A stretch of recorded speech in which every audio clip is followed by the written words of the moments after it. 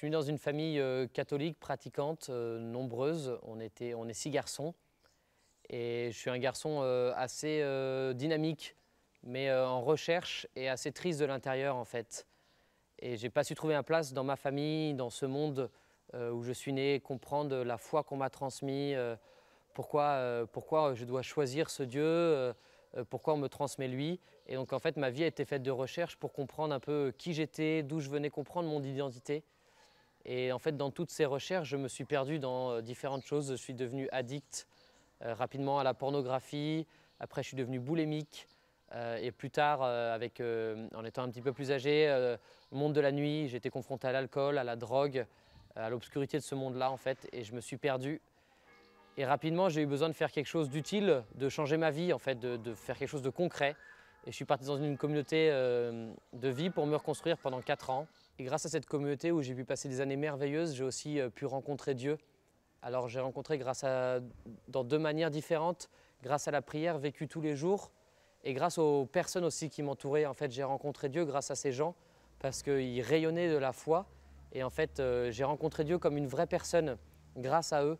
J'ai compris que Dieu, ce n'était pas quelqu'un d'abstrait qui est dans le ciel, que je ne vois pas, mais que je peux rencontrer tous les jours en fait et qui m'attend. Et du coup, j'ai appris à vivre ma foi dans le quotidien en fait grâce à cette rencontre, justement en changeant certaines habitudes, en comprenant que vivre la foi, c'est justement savoir aimer, savoir pardonner, savoir sourire quand ça ne va pas en fait, savoir donner des choses simples aux gens qui m'entourent, en fait, vivre de dons et d'amour. Et ça a changé toute ma vie parce qu'aujourd'hui, j'essaye de vivre ça tous les jours. Alors, ce n'est pas facile de mettre le Christ au centre de ma vie, mais en essayant de m'appuyer sur lui, je me rends compte que ma vie est différente. Et quand il y a ces journées où j'arrive à prendre du temps pour Jésus, à le mettre à la première place, et ben, ma journée a un goût différent en fait. Je sens plus serein, dans tout ce qui m'arrive, ça se passe mieux. Et en fait, tout ça, c'est grâce à cette rencontre que j'ai vécue parce que j'ai compris que la foi, je ne devais pas la subir, mais la choisir. C'était un choix de faire rentrer Dieu dans ma vie et non pas une obligation parce que je suis dans une famille catholique. Jésus, pour moi, aujourd'hui, c'est l'ami que j'ai toujours recherché, l'ami que je n'ai jamais eu en fait, et qui est aujourd'hui tous les jours à mes côtés, qui me soutient et qui est là et qui m'aide en fait, et qui est constamment présent même quand je ne le vois pas. Et en fait, il n'attend rien de moi, il me donne tout.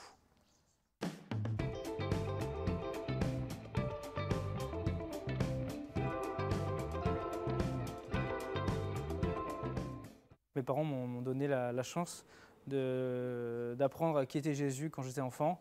Et moi, en tant qu'adolescent, j'ai vécu ma vie plutôt à profiter. Je me suis rapproché des filles. J'ai appris à rencontrer plein de gens en soirée, notamment à boire de l'alcool, à faire beaucoup de fêtes. Mes parents m'avaient proposé d'aller faire des camps et des colonies catholiques. Donc du coup, j'y allais quand j'étais jeune. Et j'y allais surtout pour me faire des amis, pour rencontrer des gens, pour me faire des petites copines, voilà, pour m'éclater.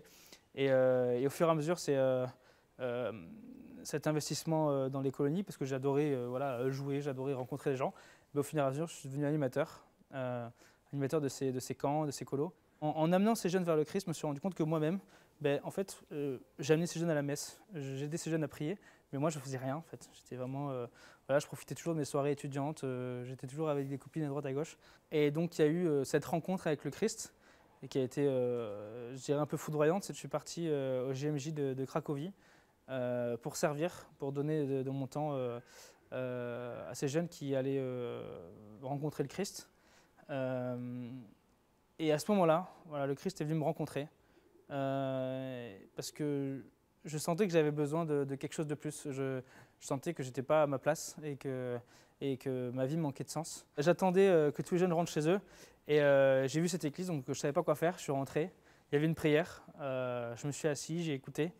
Et c'est là où j'ai dit au Seigneur, voilà, qu'est-ce que tu veux que je fasse pour toi? Ma vie, elle n'a pas de sens aujourd'hui, il manque de quelque chose. Donc je sens que tu es là, je ne te vois pas encore, mais voilà, donc je te donne ma vie et viens et dis-moi ce que je dois faire, quoi. Vraiment, je ne savais pas.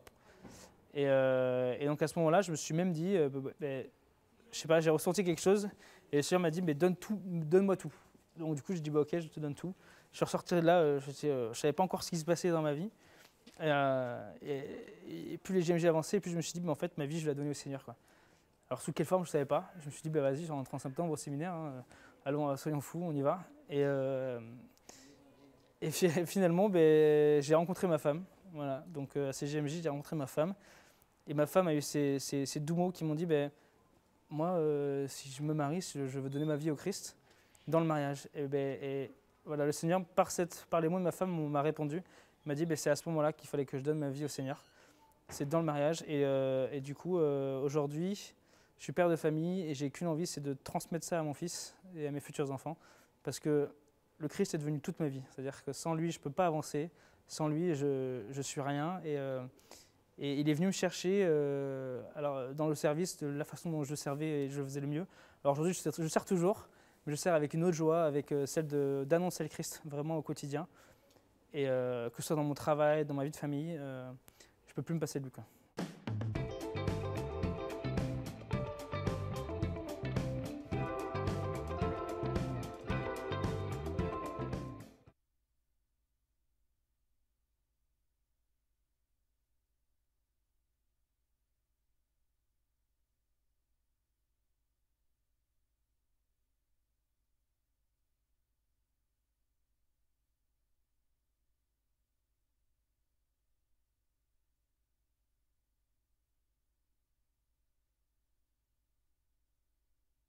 J'avais une vie complètement normale, selon les règles de la société. J'ai grandi à Lyon avec une sœur, mes 2 parents. Je faisais de la musique, j'avais des amis, je faisais des études, j'avais une vie sociale assez développée, je sortais beaucoup. Mais pendant très longtemps, il me manquait quelque chose. J'avais comme un espèce de vide et j'arrivais pas à mettre les mots dessus parce que j'avais reçu aucune éducation catholique ou religieuse. Quand j'ai eu 17 ans, j'ai déménagé de chez mes parents pour faire mes études et j'ai commencé à aller à la messe. Je suis passée devant et je me suis dit, tiens, est-ce que j'irais pas enfin voir ce dont j'entends parler depuis très longtemps. J'ai commencé à être touchée par la parole du Christ, notamment l'évangile et l'homélie, ce qui pour moi était la partie centrale de la messe parce que le reste, je ne comprenais pas trop ce qui se passait. J'étais souvent au fond, je parlais à personne. Par contre, ce qui était très difficile, c'est que quand je quittais l'église, comme je n'avais pas de repères vraiment chrétiens autour de moi, je retournais à ma vie, on va dire, plus normale, c'est-à-dire une vie qui ne regarde pas du tout le Christ. Je me sentais complètement en décalage en fait avec la société et je ne comprenais pas tellement ce qu'on attendait de moi et je ne trouvais pas de plénitude dans les activités que faisaient mes autres amis et qui leur convenaient parfaitement. J'ai commencé à m'impliquer dans l'aumônerie de mon école, très simplement, en distribuant des repas aux sans-abri. Il n'y avait pas de messe, il y avait un prêtre qui était là pour encadrer, il n'y avait pas de prière, mais c'était juste commencer à approcher le Christ à travers la charité. J'ai commencé à rencontrer des chrétiens, et notamment une jeune fille qui avait été baptisée. Et c'est là que j'ai appris qu'on pouvait être baptisé en étant adulte. Donc j'ai bien pris le temps de maturer, d'aller à la messe, de rencontrer des gens pour voir si finalement je me sentais bien. Et quand je suis arrivée à Paris à la fin de mes études pour travailler, là j'ai eu vraiment un sentiment dans mon cœur qui me disait c'est le moment de te faire baptiser, de demander le baptême pour commencer ta vie d'adulte. Et donc j'ai commencé l'accompagnement vers le baptême qui dure à peu près 2 ans. Et en parallèle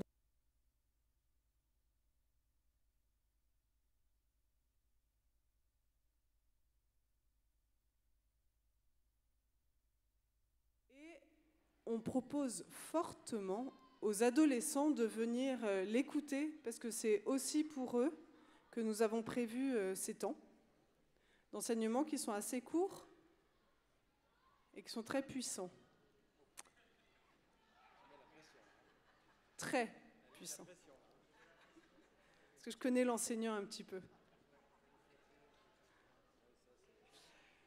Alors, je vous présente le père Gabriel Priou, qui est aumônier national du Rocher et qui va nous enseigner toute la semaine avec des témoins également. Et aujourd'hui, nous avons Emmanuela qui est à Bondy. On va les confier à la Sainte Vierge. On va confier aussi notre chemin avec Bartimée. Je vous salue Marie, pleine de grâce. Le Seigneur est avec vous. Vous êtes bénie entre toutes les femmes, et Jésus, le fruit de vos entrailles, est béni. Sainte Marie, Mère de Dieu, priez pour nous pauvres pécheurs, pécheurs, maintenant et à l'heure de notre mort. Amen. Et on vous avait dit que l'évangile, on avait besoin de le mâcher, le mâcher, le mâcher.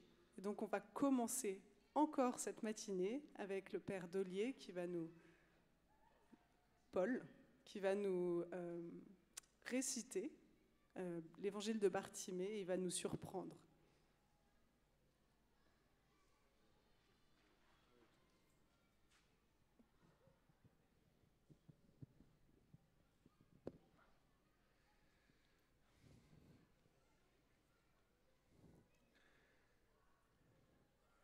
Ils arrivent à Jéricho, et comme ils sortaient de Jéricho avec ses disciples et une foule considérable, le fils de Timée, Bartimée, un mendiant aveugle, était assis au bord du chemin.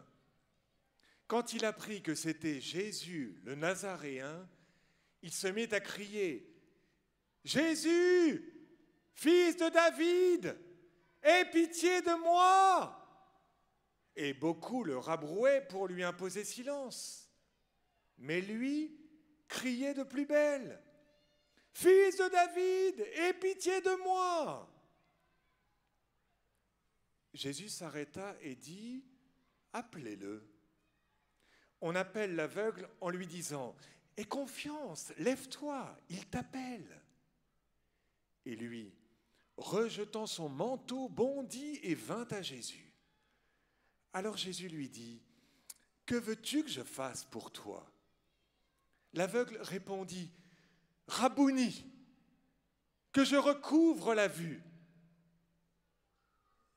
Jésus lui dit « Va, ta foi t'a sauvé. » Et aussitôt il recouvra la vue et il cheminait à sa suite. Ils arrivent à Jéricho, et comme ils sortaient de Jéricho avec ses disciples et une foule considérable, le fils de Timée, tu le connais, Bartimée, un mendiant aveugle, était assis au bord du chemin. Quand Jésus s'approcha,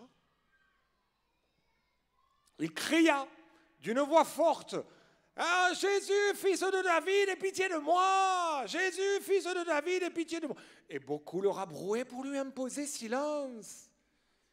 Jésus s'arrêta et dit « Appelez-le !» Jésus, alors on appelle l'aveugle en lui disant « Aie confiance, lève-toi, il t'appelle. Tu as de la chance, toi, hein? Bon. » Alors, on appelle l'aveugle. Et il recommence. « Jésus, fils de David, aie pitié de moi. » Bon. Jésus lui dit, « Que veux-tu que je fasse pour toi ?» L'aveugle lui répondit, « Rabouni, tu ne vois pas que je ne vois pas? Que je recouvre la vue ?» Jésus lui dit, « Va, ta foi t'a sauvé. » Et aussitôt, il recouvra la vue, il cheminait à sa suite. Et j'ai oublié le manteau. Vous avez vu, je l'ai oublié dans la récitation, j'ai été intimidé par vous. Hein? Bon, je ferai mieux la prochaine fois. Merci.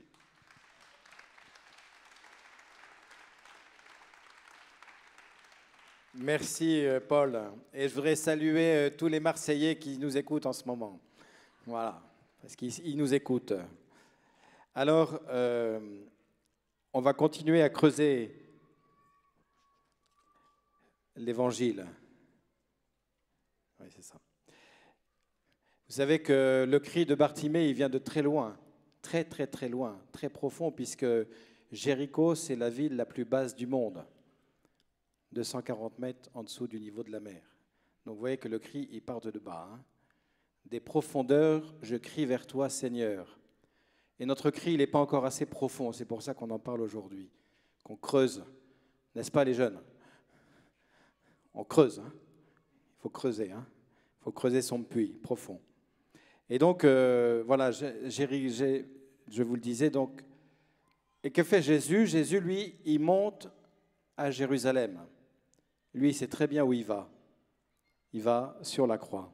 Il y a tous vos cris qui sont là, sur la croix. Tous les cris que vous avez poussés, mais c'est à travers tous ces cris, ce sont tous les cris de notre humanité. Voilà, un cri. Et puis le cri de Bartimée, c'est le fils de Timée qui s'adresse au fils de David, c'est-à-dire au fils du roi. Le fils d'un inconnu s'adresse au fils du roi. Il faut bien entendre cela. Le Nazarénien, dont on dit que c'est Jésus le Nazarénien qui passe, tout de suite, Bartimée sait que derrière ce Nazarénien, c'est le fils du roi, c'est le prince, c'est même le roi des rois, celui à qui on peut tout demander. Alors on va écouter le témoignage de Emmanuela, qui elle aussi, comme moi, comme vous, crie vers Dieu. Bonjour à vous, je m'appelle Emmanuela Baker, je suis mère de 3 enfants, j'habite Bondy, je travaille pour le Conseil général de la Seine-Saint-Denis, je suis une maman et une famille comme vous et comme tous les autres. Je voudrais témoigner sur mon divorce. J'ai crié des profondeurs de l'abîme. En revenant de Paris en 2015, je rentre dans ma maison, point de mari, point de vêtements, point de repère, de couple. Pendant 3 jours, j'étais au fond de l'abîme. J'ai pleuré, j'ai crié, je me suis adressée à Dieu. Ça a été un petit peu, je dirais, un calvaire, mais bon, voilà. J'ai donné 1 année de compréhension, de temps à mon mari, mais j'étais obligée de passer à l'acte parce que mon mari avait délibérément fait un enfant avec la sœur de ma meilleure amie, et c'est ma meilleure amie qui me l'a confirmé. Sur ce, je suis rentrée en contact avec lui pour lui demander le divorce. Il m'a demandé, est-ce que c'est bien ce que je voulais? Et je lui ai dit oui. Mais le cri là, c'est que ce monsieur ne voulait rien entendre parce qu'il ne voulait pas divorcer. Et à chaque fois, je prenais des demi-RTT pour qu'on puisse voir l'avocat. Il ne venait pas. Sur ce, j'ai eu mon fils qui m'a vraiment aidée, mes frères de la communauté qui étaient là et qui m'écoutaient. Sur ce, je priais dans ce sens. Seigneur Jésus, pourquoi m'as-tu fait cela? Qu'est-ce que je t'ai fait? Pourquoi je me sens trahi, abandonné, délaissé? Et je lui disais, fils de David, aie pitié de moi. Je ne peux pas vous dire, mais voilà, j'avais l'impression que Jésus ne m'entendait pas. Il ne m'écoutait pas. Peut-être que je voulais que ça y aille trop vite, mais voilà, il fallait de la patience. Sur ce, mon fils, encore, qui ne me lâche pas, il me dit, tu aimes bien cette situation. Et je ne voulais pas mélanger le tout, enfant, voilà. En tant que maman, on a des choses qu'on aime bien garder pour soi. Et un jour, il est passé à l'acte pour moi. On a allé voir son père en lui disant, bon ben là, ça ne peut plus durer, il faut que tu te lances. Si tu n'acceptes pas ce divorce, je ne te saluerai plus. Et il est venu. Voilà. J'ai été, quand je demandais à Jésus, pourquoi tu m'as abandonné? Qu'est-ce que je t'ai fait? Je n'avais pas réalisé que Jésus travaillait à l'intérieur de moi. Il avait mis sur ma route des gens auxquels que je ne pouvais pas penser. Du style, l'avocat, mon fils, mes frères de communauté qui priaient avec moi. Bon, j'avais peut-être un déni, mais voilà, je savais que, et j'ai réalisé bien longtemps après, que tout ce petit monde, c'était Jésus qui les avait mis à travers moi.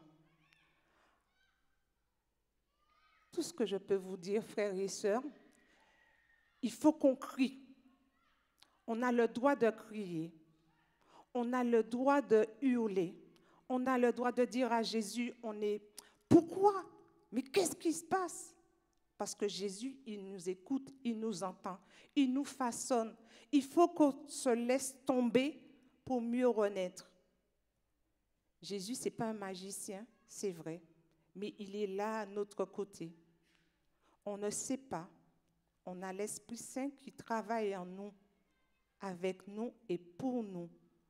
Frères et sœurs, on a des frères qui nous portent. On a l'Église qui nous porte. Je veux vous dire par ce témoignage que j'ai demandé à Jésus apparaît de toujours rester et d'honorer mon sacrement de mariage, parce que c'est lui qui me l'a donné. Je lui ai promis de ne pas avoir d'époux, mais de le suivre. Voilà mon chemin. Et les fruits, alors là, j'ai plein de fruits. Plein, que vous ne pouvez imaginer. J'ai fait dans ces fruits-là, il y a des combats, mais j'ai des beaux fruits. La compassion avec mon mari, le jour où on est allé voir le juge. Je me retourne, il était assis, et je dis, mais Seigneur, qu'est-ce qui se passe? Pourquoi je ne suis pas en colère? Pourquoi? Et je vais vous raconter. Mon fils aîné est parti en Amérique. Pour vous dire le fruit, il nous a donné à ses parents le droit d'aller faire et chercher la clé de sa maison, parce qu'il changeait de maison. Nous, on est allés en tant que parents qui venaient de divorcer 1 heure de temps, faire l'acquisition des lieux pour le logement de notre fils aîné. Ça, c'est pas la grâce de Dieu?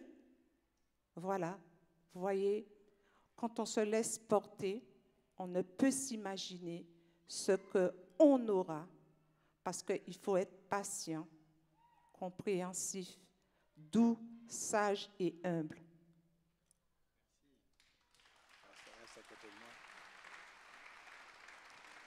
Merci beaucoup, Emmanuela, de nous interpeller sur le cri. Mais vous savez que dans la Bible est parcourue par des cris, mais le premier cri, ce n'est pas le cri de l'homme, c'est le cri de Dieu. Souvenez-vous, dans la Genèse, l'homme, Adam et Ève, ont transgressé, n'ont pas obéi à Dieu, ils se sont cachés parce qu'ils avaient peur. Et Dieu vient dans le jardin et il dit, Adam, où es-tu? Adam, où es-tu?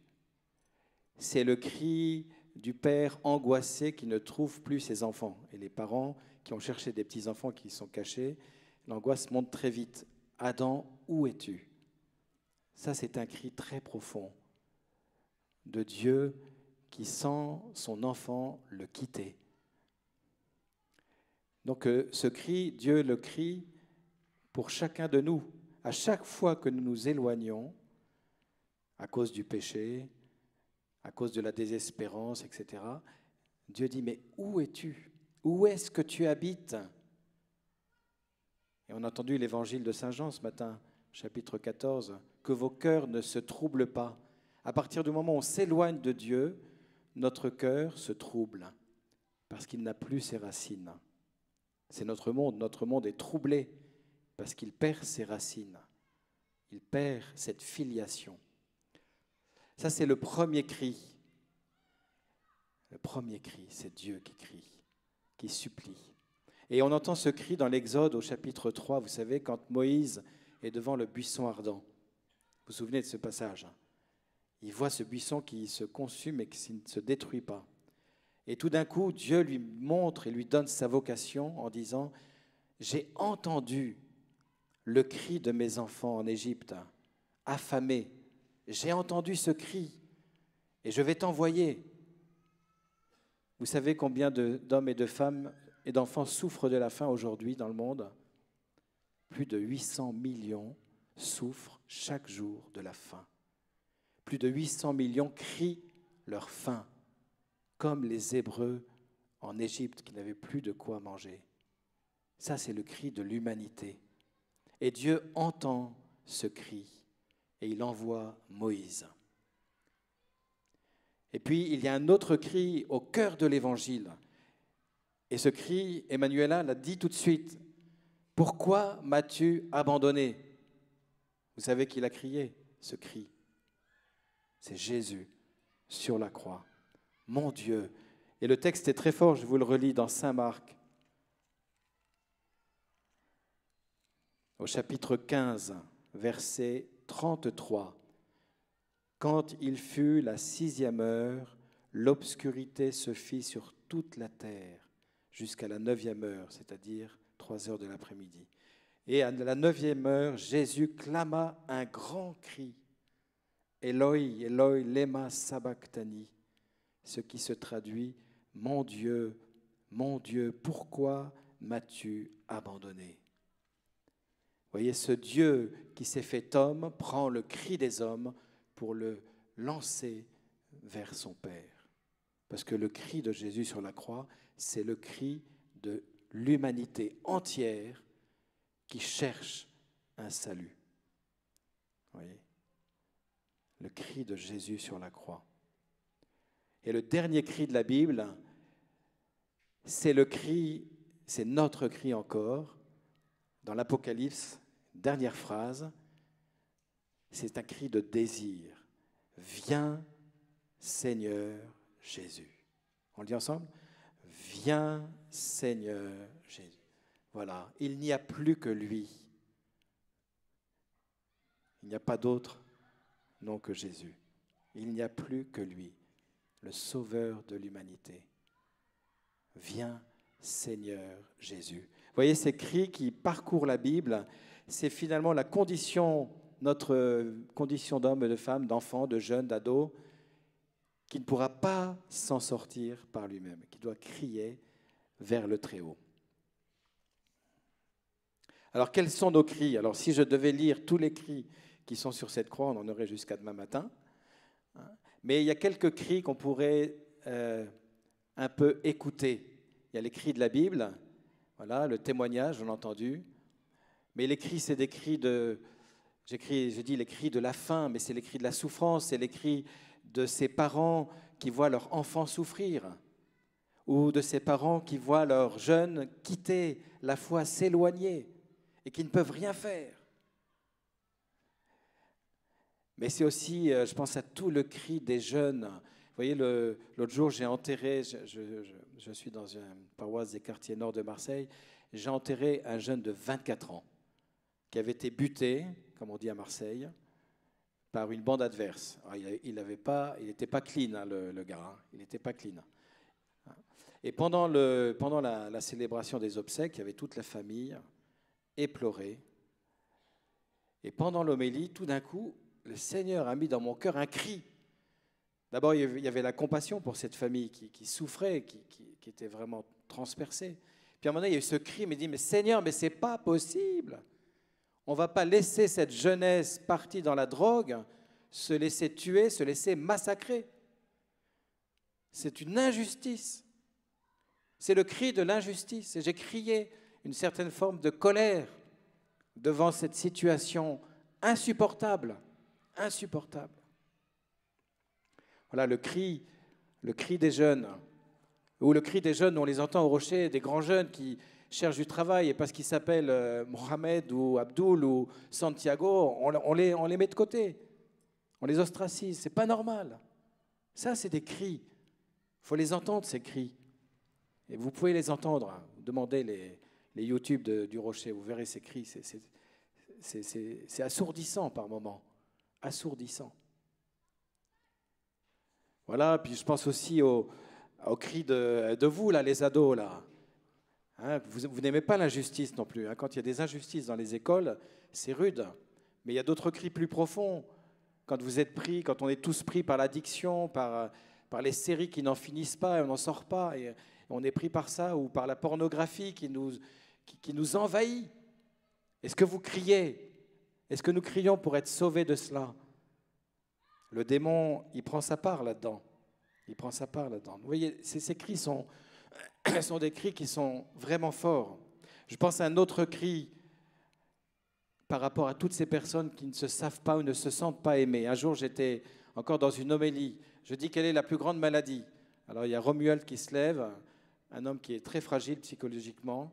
Il me regarde, il me dit, la plus grande maladie, c'est de ne pas se sentir digne.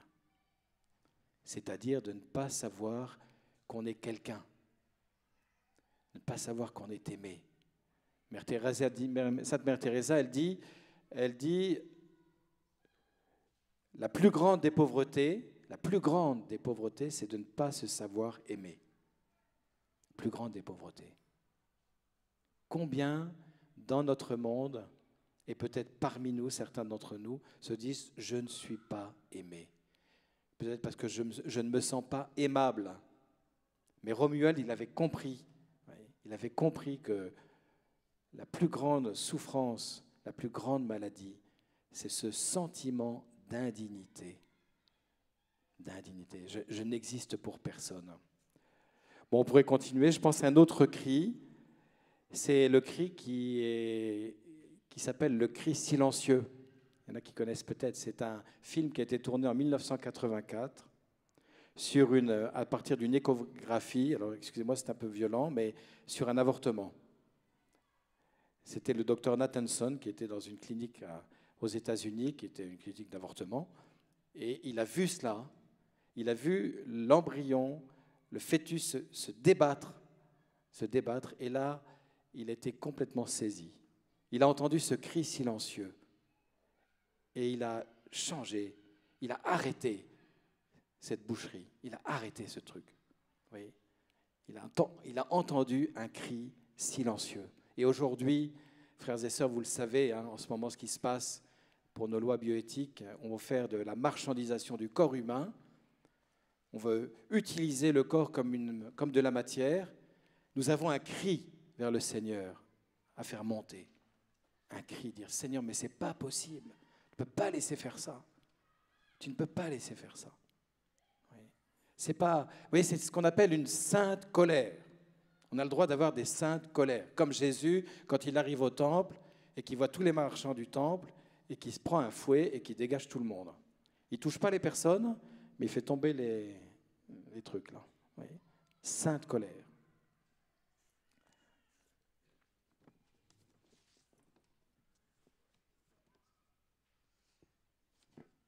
Et puis peut-être un cri plus caché. Vous voyez, je pense aussi à ce cri de Saint Pierre. Saint Pierre, il a renié 3 fois Jésus. Il n'était pas très, très joyeux. Il était d'autant moins... Il avait une honte terrible, en fait. Le cri de la honte. Il a fallu que Jésus lui demande 3 fois « Est-ce que tu m'aimes ?» pour qu'enfin il puisse dire « Seigneur, tu sais tout. Tu sais que je t'aime. » Le cri de la honte, ça c'est terrible, parce que ça peut nous enfermer sur nous-mêmes. Vous voyez, c'est le péché qui nous enferme sur nous-mêmes et le démon qui dit « de toute façon, tu es nul, donc ce n'est pas la peine, n'espère rien. » Voilà. Et Jésus va venir chercher Pierre qui avait la honte et va le saisir en lui disant « mais est-ce que tu m'aimes ?» Il le guérit, vous voyez, par ces 3 questions. Jusqu'à ce que Pierre dise, voilà, maintenant j'arrête de mesurer moi-même, de me regarder moi-même, je te regarde, et par mon cri, mon regard qui est un cri, tu viens me sauver. Voilà, tout ça, c'est tous les cris de Bartimée. Alors, on ne va pas pouvoir tous les exprimer, mais chacun de vous a ce cri, et il y a peut-être des cris que nous n'avons jamais osé exprimer, parce que c'est très profond en nous. Parce que même si je suis dans le déni, je pense à tous ces cris des personnes qui ont été agressées dans leur conscience, dans leur corps. Des années entières, elles ont enfoui cela en elles. Et puis tout d'un coup, ça ressort. Il faut entendre ces cris. Il faut entendre ces cris, qui sont les cris de Jésus sur la croix. Alors, pour finir, vous avez vu que Bartimée était un mendiant aveugle, donc il est vraiment mal barré. Hein. Il est aveugle, donc il ne voit pas grand-chose, et il est mendiant. Donc en fait, c'est vraiment un indigent, celui à qui il manque tout. Donc le problème, c'est, le psaume 33 dit, « Les riches ont tout perdu, ils ont faim ». Donc si nous sommes riches, nous risquons de rater la rencontre. Il y a quelqu'un qui disait, les riches, leur richesse les protège de la providence. Oui. Quand on est riche, riche de culture, riche de biens matériels, riche de relations, ben finalement on se débrouille très bien tout seul. Mais quand on n'a pas tout ça, on a besoin des autres. Et c'est viscéral. C'est viscéral, on a besoin des autres. Voilà, donc les riches ont tout perdu, ils ont faim, mais un pauvre crie, le Seigneur entend, le Seigneur écoute. Un pauvre crie, le Seigneur écoute. Donc peut-être nous, on a encore beaucoup de richesse dans nos cœurs, c'est-à-dire beaucoup de sécurité, et du coup, ben, on n'a pas besoin de crier. On n'a pas besoin de crier. Tout va très bien. Vous voyez, alors je pense que ce n'est pas tout à fait juste, mais on est marqué par cette tentation toujours de se sauver nous-mêmes, de nous auto-justifier, de trouver une formule pour dire que ça va, pour ne pas avoir besoin des autres, pas avoir besoin de Dieu. Finalement, c'est de l'orgueil, ça. Bartimée ne pouvait pas. Bartimée, il était déjà exclu à la sortie du village, il était mendiant et aveugle. Donc, il était dans une posture qui était tout à fait apprêtée pour la rencontre. Alors peut-être que nous avons à prier Bartimée pour qu'il nous aide à faire la vraie rencontre. Et donc je voudrais vous dire, on nous l'a dit ce matin, des petits-enfants, n'ayez pas peur d'être des pauvres. Bien, finalement, n'ayons pas peur d'être des pauvres. Et je vous propose, pour terminer, on va, si vous le voulez bien, on va redire, mais peut-être à mi-voix, cette supplication de Bartimée. Nous sommes devant celui qui passe, qui monte à Jérusalem, le fils de David, le Messie, le prince de la paix. Et nous sommes maintenant à la place de Bartimée. Nous voyons toute cette foule qui passe dans un nuage de poussière. Et Bartimée qui entend, c'est Jésus de Nazareth qui passe. Alors du plus profond de nos cœurs, nous pouvons dire, Fils de David, Jésus, prends pitié de moi. Fils de David, Jésus, prends pitié de moi. Fils de David, Jésus, prends pitié de moi. Fils de David, Jésus, prends pitié de moi.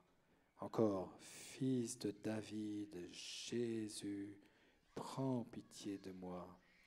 Fils de David, Jésus, prends pitié de moi.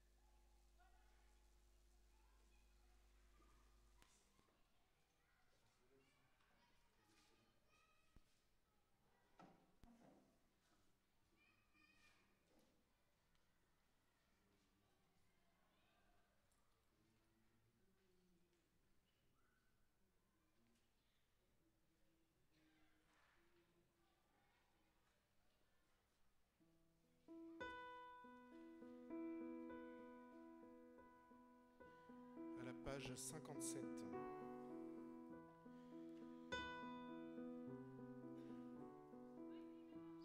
Poussent des cris de joie ô Jérusalem, éclate en ovation aux filles de Sion. Réjouis-toi, tressaille d'allégresse, le roi d'Israël, ton Seigneur, demeure en toi. Pousse des cris de joie ô Jérusalem, éclate en ovation aux filles de Sion. Réjouis-toi, tressaille d'allégresse, le roi d'Israël, ton Seigneur, demeure en toi. Le Seigneur a écarté tes accusateurs, rejeté loin de toi tes ennemis. Le roi d'Israël demeure au milieu de toi, tu n'as plus de malheur à redouter. Pousse des cris de joie ô Jérusalem, éclate en ovation aux filles de Sion.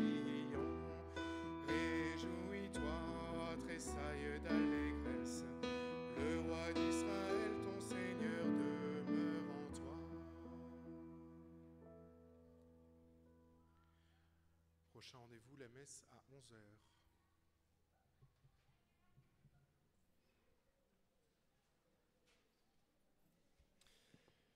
Je voudrais vous faire une annonce rapide pour l'écoute.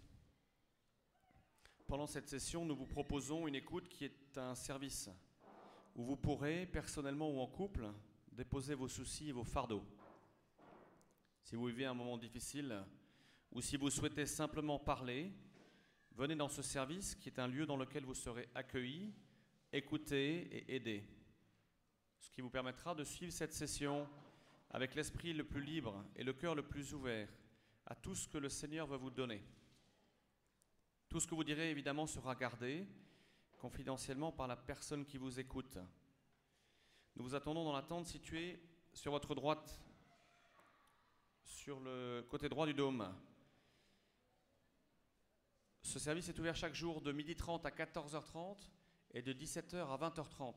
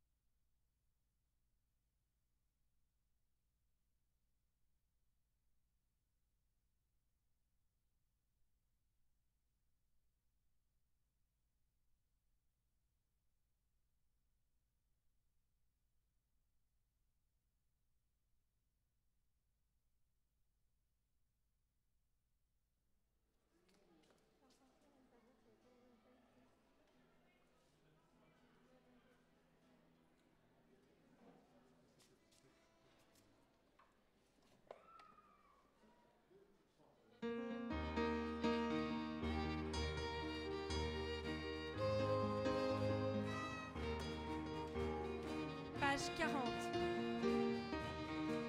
Venez, chantons notre Dieu, lui le roi des cieux. Il est venu pour sauver l'humanité et nous donner la vie. Exulte pour ton roi Jérusalem, danse de joie. Venez, chantons notre Dieu, lui le roi des cieux. Il est venu pour sauver l'humanité et nous donner la vie. Exulte pour ton roi Jérusalem, danse de joie. Il est venu pour nous sauver du péché. Exulte Jérusalem, danse de joie. Oui, par sa main tous nous sommes libérés. Exulte Jérusalem, danse de joie. Venez, chantons notre Dieu, lui le roi des cieux.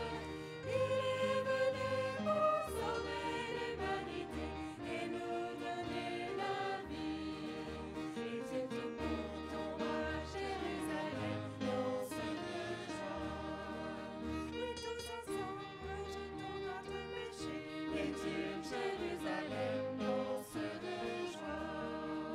Dans sa bonté, tous nous sommes pardonnés. Exulte Jérusalem, danse de joie. Venez, chantons notre Dieu, lui le roi des cieux. Il est venu pour sauver l'humanité et nous donner la vie. Exulte pour ton roi Jérusalem, danse de joie. Le roi de gloire nous a donné le salut. Exulte Jérusalem, danse de joie. Sa majesté, nous pouvons la contempler. Exulte Jérusalem, danse de joie. Venez, chantons notre Dieu, lui le roi des cieux.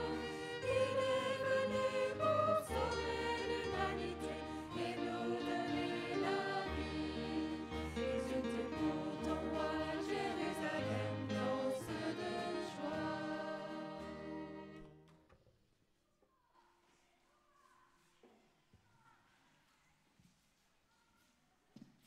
La messe d'aujourd'hui est présidée par le Père Yves-Marie Couette, qui sera à Vannes à partir de l'année prochaine. Et à sa droite, le Père Mathieu Marget du diocèse de Montpellier. Et puis à sa gauche, le Père Philippe Vigneron de Paris, qui va partir à l'ESM New York l'année prochaine, et qui va nous donner l'homélie. Mes frères et sœurs, nous vivons notre première messe de la session. Et la messe, c'est un moment où Dieu déploie une puissance infinie. Et si on voulait comparer cette puissance à quelque chose d'humain, de ce qu'on peut faire de plus fort en nous, dans notre monde, eh bien ce sont les armes nucléaires, toutes ces choses très puissantes. Mais la messe n'est pas une arme de destruction massive, c'est une arme de construction massive. Le Seigneur nous donne sa vie divine. Et pour qu'elle soit réussie, il a besoin de nous, il a besoin de notre prière intérieure. C'est ce que nous allons faire dès maintenant. Au nom du Père et du Fils et du Saint-Esprit. Amen. Le Seigneur soit avec vous. Et avec votre esprit. Nous préparons la célébration de cette messe en nous reconnaissant pécheurs. Je confesse à Dieu Tout-Puissant, je reconnais devant mes frères que j'ai péché en pensée, en parole, par action et par omission. Oui, j'ai vraiment péché. C'est pourquoi je supplie la Vierge Marie, les anges et tous les saints, et vous aussi, mes frères, de prier pour moi le Seigneur notre Dieu. Que Dieu Tout-Puissant nous fasse miséricorde, qu'il nous pardonne nos péchés et nous conduise à la vie éternelle. Amen.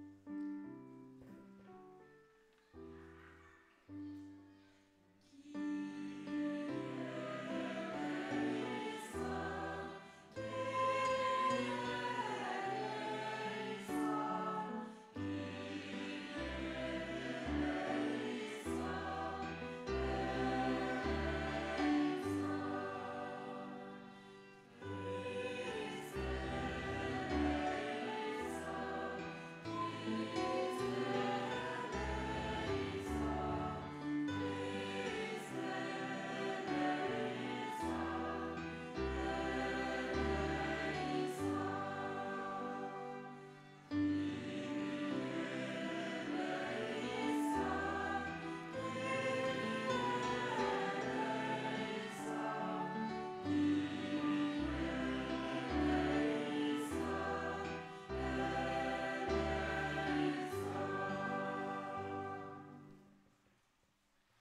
Prions le Seigneur.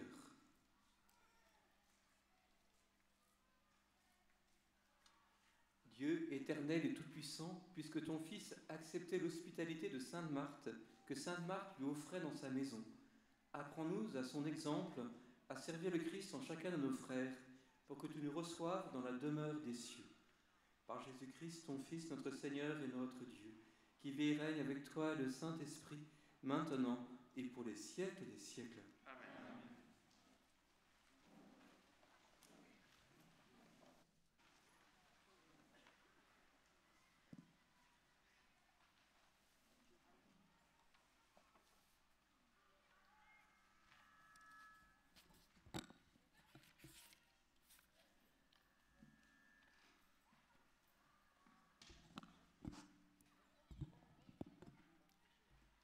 Lecture de la première lettre de Saint Jean.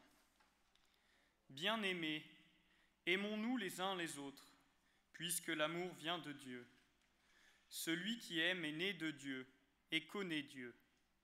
Celui qui n'aime pas n'a pas connu Dieu, car Dieu est amour. Voici comment l'amour de Dieu s'est manifesté parmi nous. Dieu a envoyé son Fils unique dans le monde pour que nous vivions par lui. Voici en quoi consiste l'amour. Ce n'est pas nous qui avons aimé Dieu, mais c'est lui qui nous a aimés. Et il a envoyé son Fils en sacrifice de pardon pour nos péchés.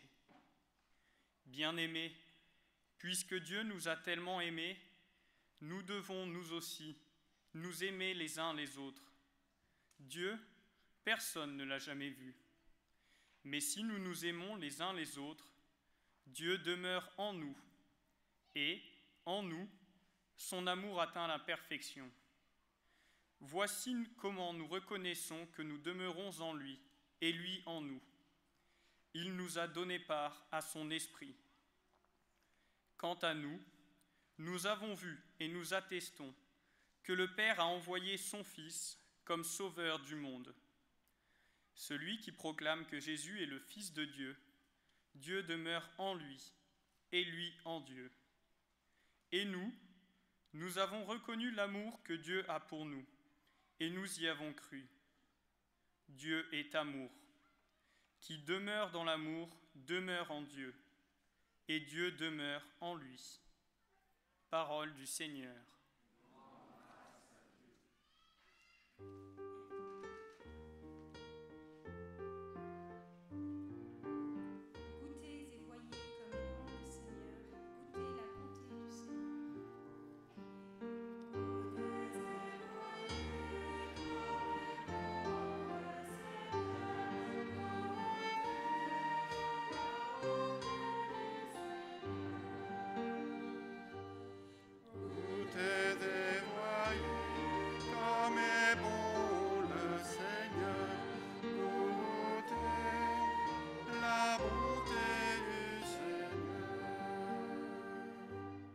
Je bénirai le Seigneur en tout temps, sa louange sans cesse à mes lèvres. Je me glorifierai dans le Seigneur, que les pauvres m'entendent et soient en fête.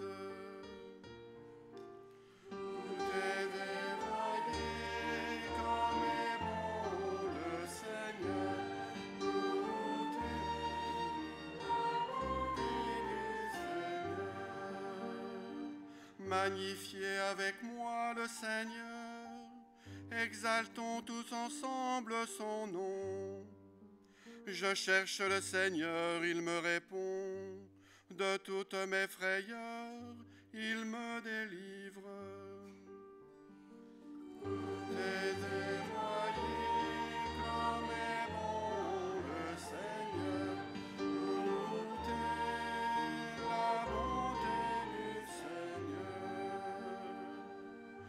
Regarde vers lui resplendira, sans ombre ni trouble au visage.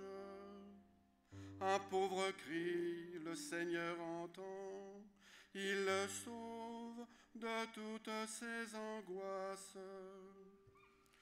Goûtez et voyez comme est bon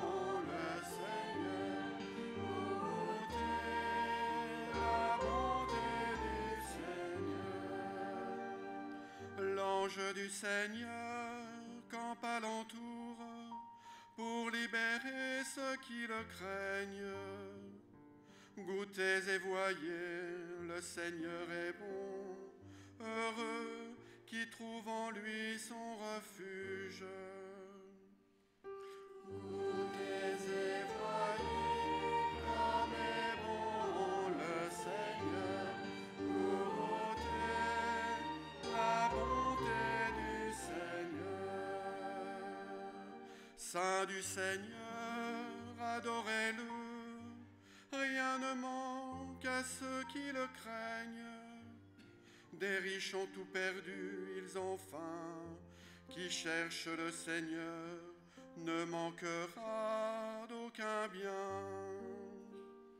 Goûtez et voyez comme est bon le Seigneur, goûtez la bonté du Seigneur.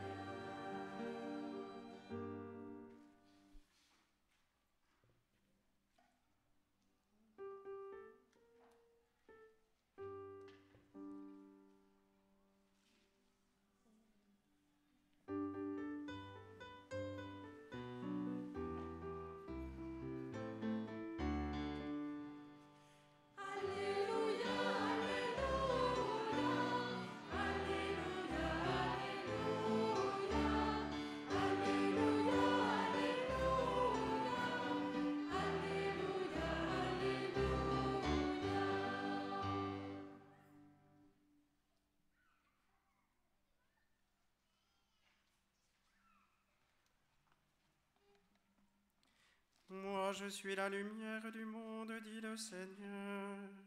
Celui qui me suit aura la lumière de la vie.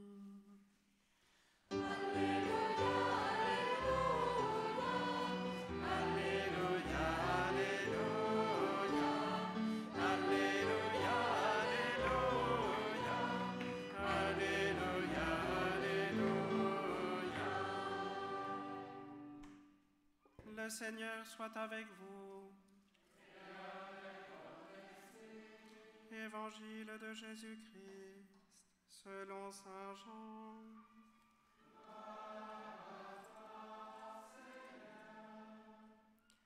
En ce temps-là, beaucoup de Juifs étaient venus réconforter Marthe et Marie au sujet de leur frère. Lorsque Marthe apprit l'arrivée de Jésus, elle partit à sa rencontre, tandis que Marie restait assise à la maison. Marthe dit à Jésus, « Seigneur, si tu avais été ici, mon frère ne serait pas mort. Mais maintenant encore, je le sais, tout ce que tu demanderas à Dieu, Dieu te l'accordera. » Jésus lui dit, « Ton frère ressuscitera. » Marthe reprit, « Je sais qu'il ressuscitera à la résurrection au dernier jour. » Jésus lui dit, « Moi, je suis la résurrection et la vie. Celui qui croit en moi, même s'il meurt, vivra. Quiconque vit et croit en moi ne mourra jamais. Crois-tu cela ? » Elle répondit, « Oui, Seigneur, je le crois. Tu es le Christ, le Fils de Dieu. Tu es celui qui vient dans le monde. » Acclamons la parole de Dieu. Louange à toi, Seigneur Jésus.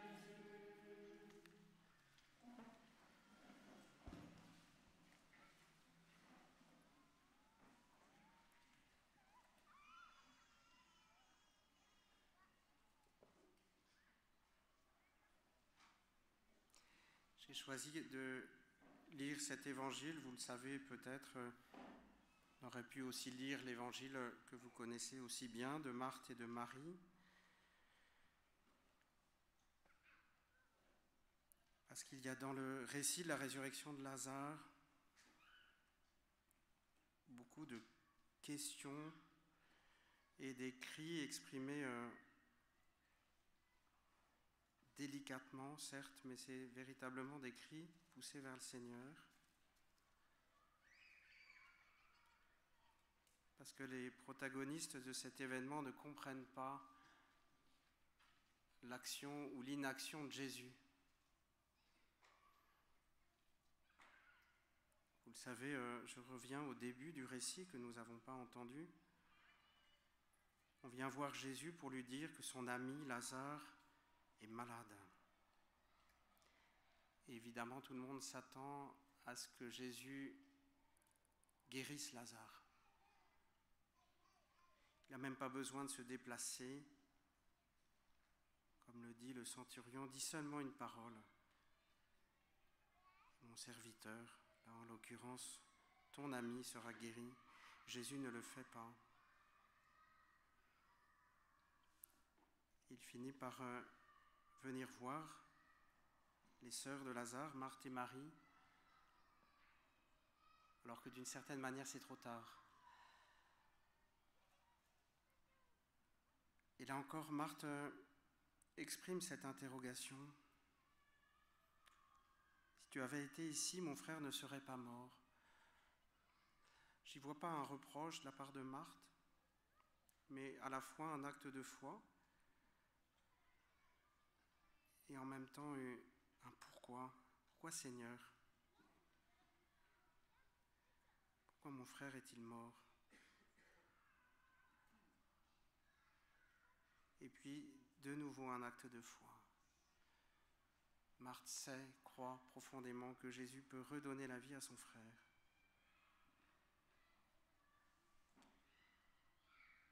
Et ces questions de pourquoi qui nous viennent souvent, tout particulièrement dans les épreuves. Pourquoi Dieu agit ainsi? Pourquoi Dieu ne fait rien? Qui jaillissent forcément d'un cœur croyant. On ne poserait pas la question pourquoi au Seigneur si on ne croyait pas que rien n'est impossible à Dieu. On entend souvent personnes qu'on accompagne, des fidèles, penser qu'ils ne croient plus puisqu'ils posent la question pourquoi. C'est pas possible de se demander pourquoi si on ne croit pas. Et c'est une réalité que le Seigneur nous déroute. Et la réponse de Jésus est totalement surprenante, elle paraît parfaitement décalée. Quand Marthe indirectement lui demande de redonner la vie à son frère, Jésus lui dit « Ton frère ressuscitera ». Et elle comprend très bien l'affirmation de Jésus, Marthe. Elle comprend très bien qu'il est question de la vie éternelle, pas de la vie sur terre.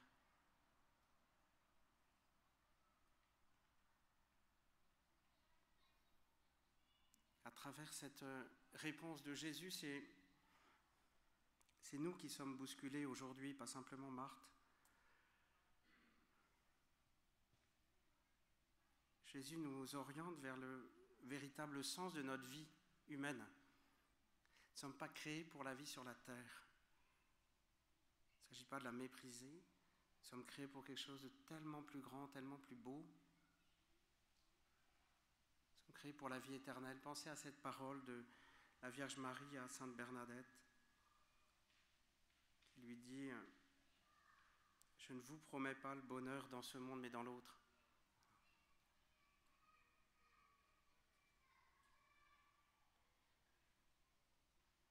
Une parole qui me marque depuis hier soir. Vous savez, les journées commencent la veille au soir, dans ce temps à Paray-le-Monial. Parole du psaume, un pauvre cri, le Seigneur entend. On a reçu dans la louange que tous nos cris que nous avons déposés sur la croix, le Seigneur les a écoutés, accueillis, tout au long de cette nuit, un peu comme Jésus qui a entendu la détresse de Marthe, Marie et tous ceux qui sont venus les entourer. Vous savez certainement dans la suite du texte, Jésus pleure, Jésus verse une larme en entendant notre souffrance. C'est ce que nous avons vécu cette nuit. Et ce matin, en découvrant la croix redressée, un premier miracle que Jésus vient d'accomplir. Hier, nous venions personnellement déposer nos cris au Seigneur. Et ce matin, tous ces cris sont totalement unis par la croix de Jésus. Vous voyez, Jésus, comme dans l'Évangile, nous bouscule. Ce qui devrait nous scandaliser, la croix, et ce qui nous unit, pour une raison toute simple, c'est que la croix, Jésus, est la preuve de l'amour de Dieu infini. Il n'y a pas de plus grand amour que de donner sa vie pour ses amis. Donc ce que le Seigneur a réalisé dans cette nuit, dans la louange, dans cette matinée, c'est l'unification de nos prières.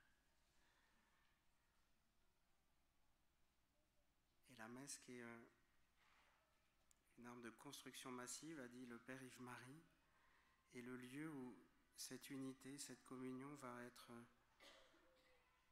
transfigurée par le don du corps et du sang de Jésus.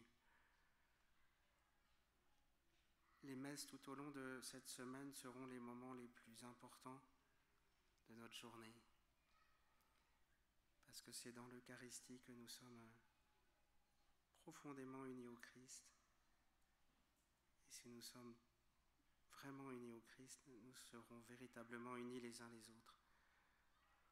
Le Seigneur a tourné le cœur de Marthe vers la résurrection qu'il est. Aujourd'hui, le Seigneur nous a tournés vers ce don d'amour, qui est ce mystère de sa mort et de sa résurrection, que nous allons célébrer chaque jour dans l'Eucharistie et que nous allons célébrer tout de suite. Que le Seigneur nous fasse cette grâce d'unifier nos prières, d'unifier nos cœurs pour recevoir d'une manière renouvelée la bonté, la douceur, la fidélité de son amour.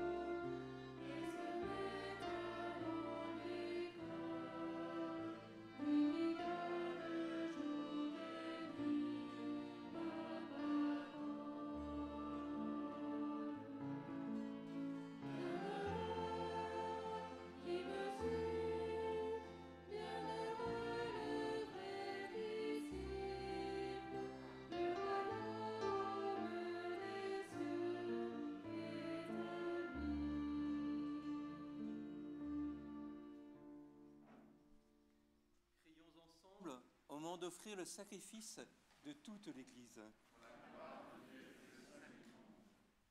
Nous proclamons tes merveilles, Seigneur, en fêtant Sainte Marthe, et te supplions humblement.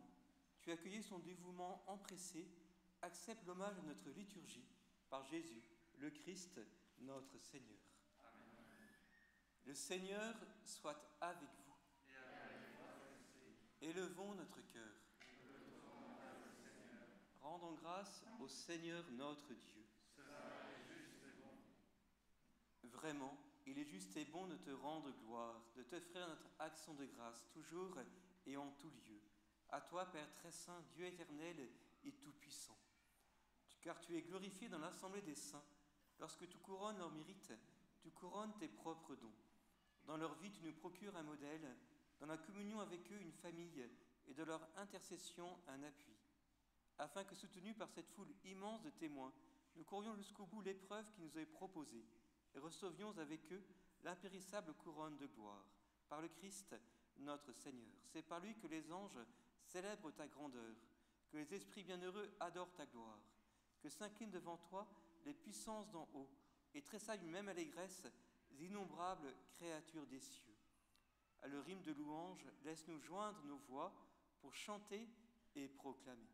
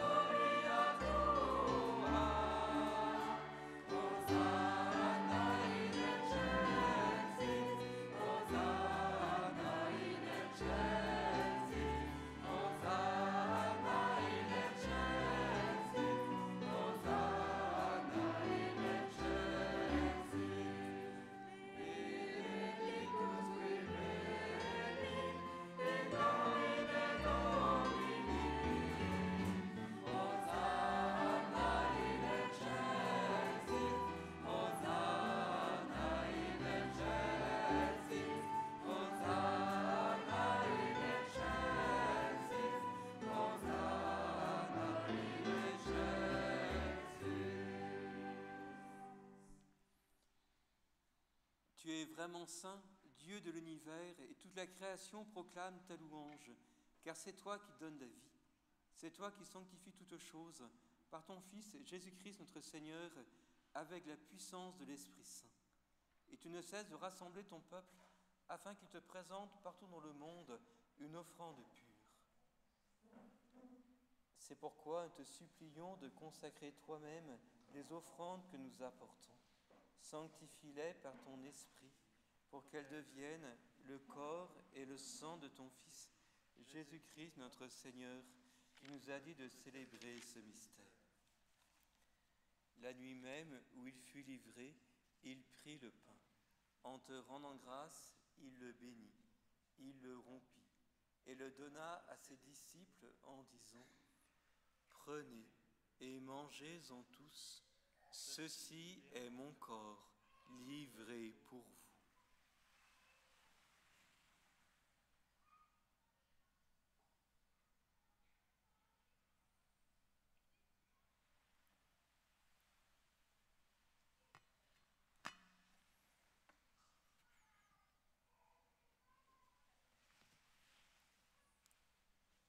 De même, à la fin du repas, il prit la coupe.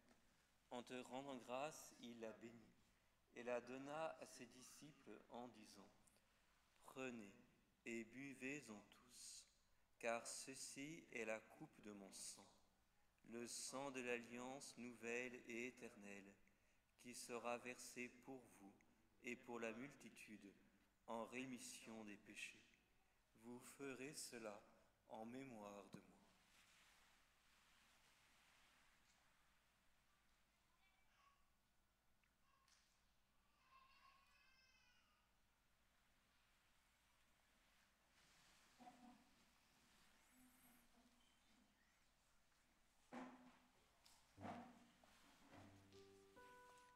Proclamons le mystère de la foi.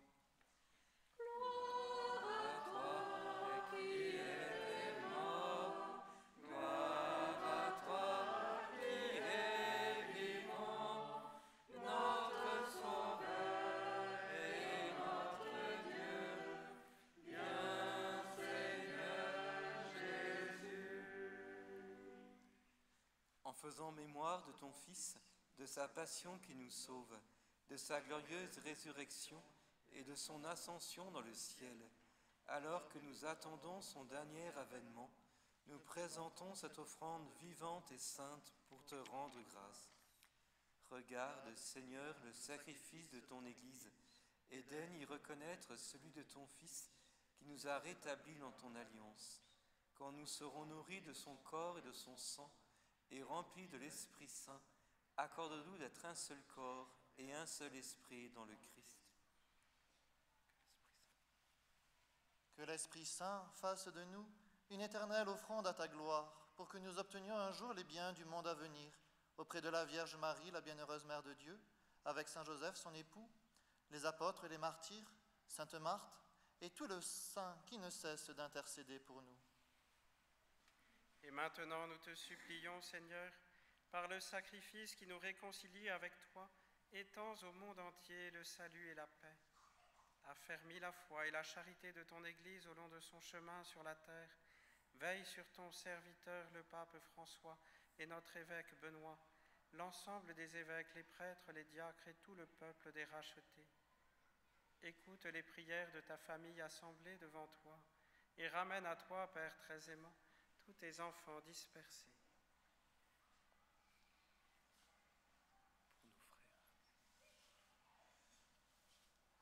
Pour nos frères défunts, pour les hommes qui ont quitté ce monde et dont tu connais la droiture, nous te prions.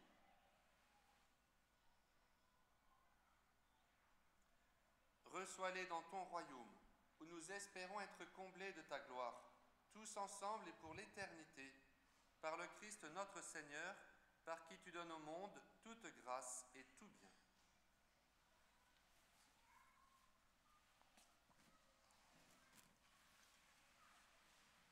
Par lui, avec lui et en lui, à toi, Dieu le Père Tout-Puissant, dans l'unité du Saint-Esprit, tout honneur et toute gloire pour les siècles des siècles.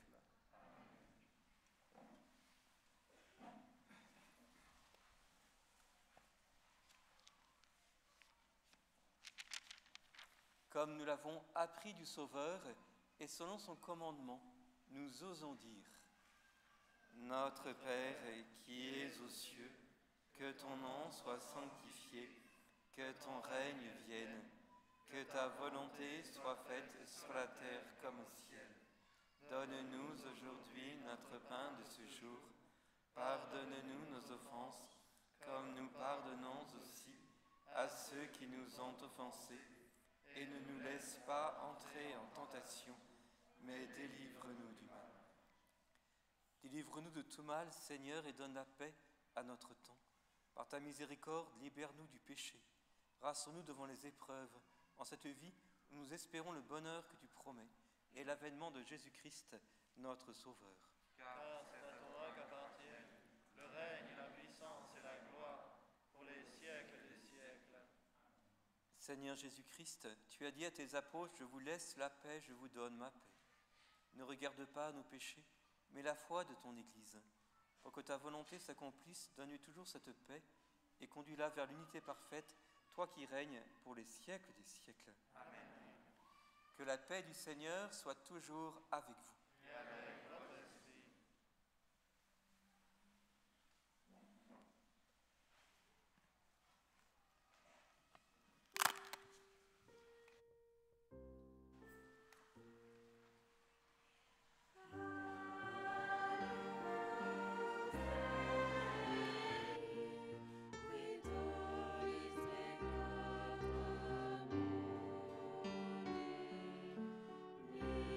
Misericordia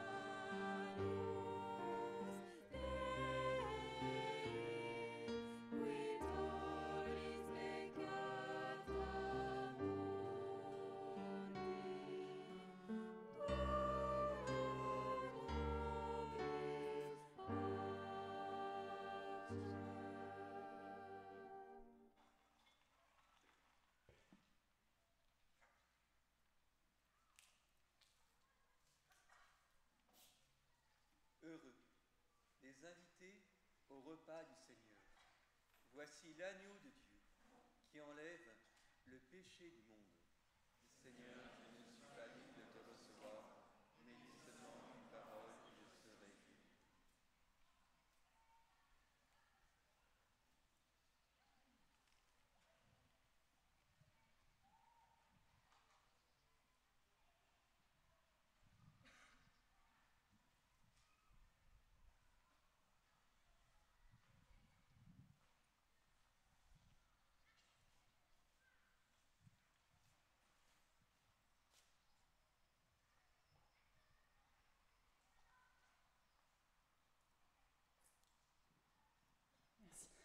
Quelques informations pratiques pour le mouvement de communion. Il y a donc une allée centrale. Il y a une allée centrale. Il y a 2 allées latérales. Les allées latérales sont celles qui sont entre les platanes, à l'extérieur des platanes. L'allée centrale est celle qui est entre les 2 rangées de bancs verts. Et il y a aussi ce qu'on va appeler les allées extérieures, qui sont complètement à l'extérieur. Il va y avoir 8 points de communion. Il y en aura 2 au fond pour toutes les personnes qui sont assises en deuxième partie. Ces personnes s'avanceront par l'allée centrale et repartiront par l'extérieur. Pour les personnes qui sont assises sur les bancs verts, vous avancerez par le fond, par l'allée centrale, et vous reviendrez par les allées extérieures. Et enfin, pour toutes les personnes qui sont assises sur le côté, vous avancerez par le fond, par l'allée latérale, et vous reviendrez par l'allée extérieure. C'est bon ?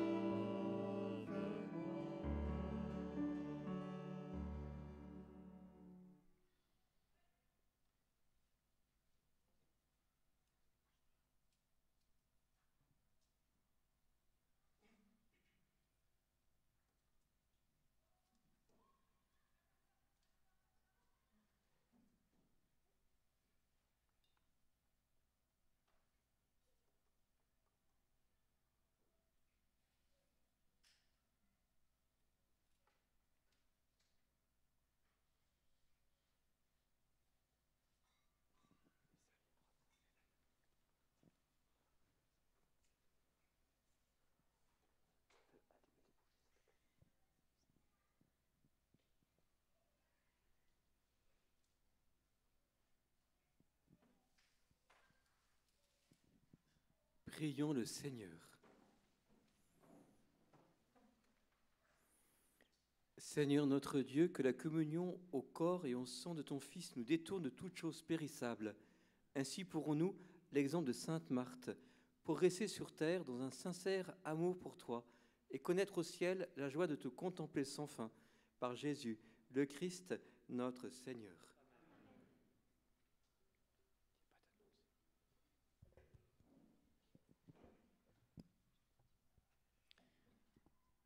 Quelques repères pour cet après-midi.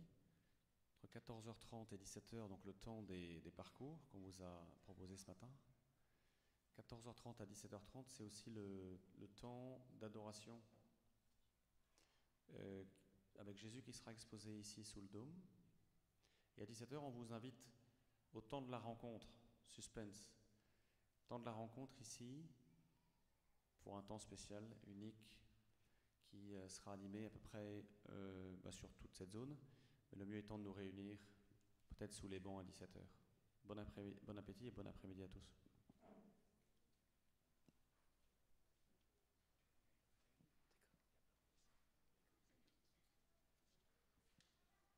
Le Seigneur soit avec vous. Que Dieu Tout-Puissant vous bénisse, le Père, le Fils et le Saint-Esprit. Amen. Allez dans la paix du Christ. Nous rendons grâce à